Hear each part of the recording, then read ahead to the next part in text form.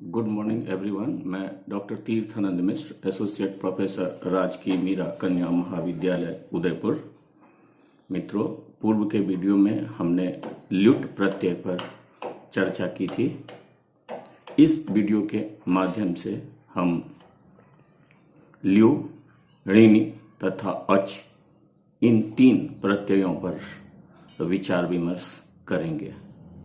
ये तीनों ही प्रत्यय कृत प्रत्यय हैं और इन तीनों प्रत्ययों का विधान करने वाला सूत्र नंदी ग्रही पचादिभ्यो ल्यु णी ण्यचः है।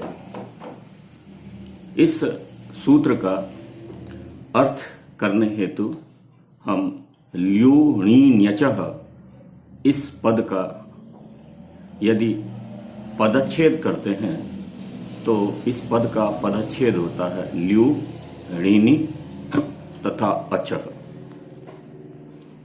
इस सूत्र पर जब हम विचार विमर्श करते हैं तो स्थानीय के रूप में हमें नंदी, ग्रही तथा पचादि ये तीन प्राप्त होते हैं और इन तीनों के स्थान पर होने वाले आदेश के रूप में ल्यु, ऋणी तथा अच ये तीन आदेश के रूप में प्राप्त होते हैं। ऐसा होने की स्थिति में यथा संख्य मनुदेशः समानाम सूत्र प्रवृत्त होता है और इस सूत्र के अनुसार इन तीन के स्थान पर होने वाले तीन आदेश क्रमशः होते हैं और इस प्रकार नंदी, ग्रही, पचादिभ्यो ल्यु णी ण्यचः सूत्र का तात्पर्य होता है कि नंद्यादि गण में पठित, ग्रहादि गण में पठित तथा पचादि गण में पठित धातुओं से क्रमशः ल्यु, ऋणी तथा अच प्रत्यय होते हैं। अर्थात नंद्यादि गण पठित धातुओं से ल्यु प्रत्यय, ग्रहादि गण पठित धातुओं से ऋणी प्रत्यय तथा पचादि गण पठित धातुओं से अच प्रत्यय का प्रयोग होता है।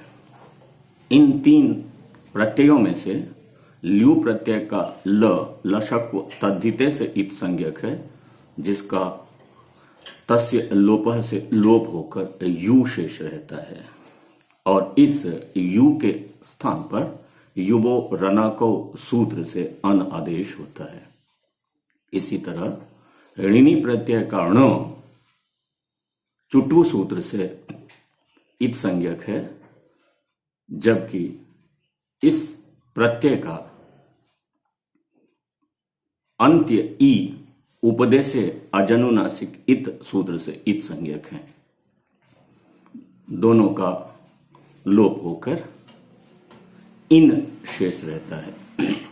चूंकि ऋणी प्रत्यय का ण इत संज्ञक है, अतः यह प्रत्यय णित प्रत्यय है और णित प्रत्यय होने के कारण जब धातुओं से इस प्रत्यय का प्रयोग होता है तो नियमानुसार गुण या वृद्धि कार्य होते हैं। अच प्रत्यय का च हलंत्यम सूत्र से इत संज्ञक है, जिसका लोप होकर अशेष रहता है। अब इन तीनों प्रत्ययों को हम उदाहरण की सहायता से जानने का प्रयास करते हैं। नंद्यादि गण पठित नंद धातु से यदि हम नंदी, ग्रही, पचादिभ्यो ल्यु णी ण्यचः सूत्र से ल्यु प्रत्यय का प्रयोग करते हैं तो हमारे सामने में नंद ल्यु यह रूप प्राप्त होता है। ल की इत संज्ञा तथा लोप हो जाने पर नंद यू रूप प्राप्त होते हैं और यू के स्थान पर युवो रणाको सूत्र से अनादेश होकर नंदन रूप प्राप्त होता है, जिसकी प्रातिपदिक संज्ञा तथा विभक्ति उत्पत्ति करने पर प्रथमा विभक्ति पुल्लिंग के एक वचन में रामः की भांति नंदन रूप प्राप्त होते हैं। इसी तरह से अगर हम ग्रहादिगण पठित ग्रह धातु से इसी नंदी ग्रही इत्यादि सूत्र से ऋणी प्रत्यय का प्रयोग करते हैं तो ऋणी प्रत्यय का प्रयोग होने पर ग्रह प्लस ऋणी रूप प्राप्त होते हैं। ऐसी स्थिति में प्रत्यय स्थण तथा ई की ईत संज्ञा तथा लोप हो जाने पर ग्रह इन रूप प्राप्त होते हैं और ऐसी स्थिति में अत उपधाया सूत्र से उपधा स्थित अ के स्थान पर वृद्धि आ होने पर ग्राहीन रूप प्राप्त होते हैं, जिसकी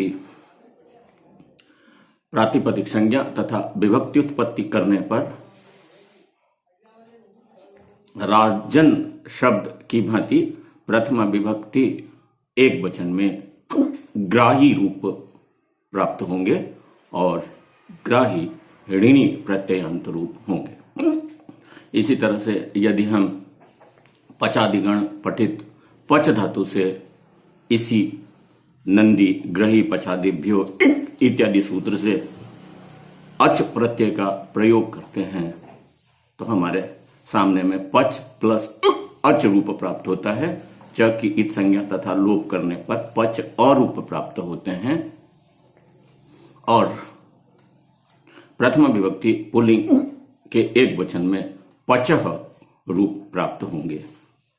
इस तरह इन उदाहरणों से यह भली भांति स्पष्ट होता है कि नंदी ग्रही तथा पचादि गण पठित धातुओं से क्रमशः ल्यू तथा ऋणी और अच प्रत्यय के प्रयोग होने पर किस प्रकार के रूप प्राप्त होंगे। धन्यवाद। अगली कक्षा में हम किसी अन्य प्रत्यय पर विचार विमर्श करेंगे।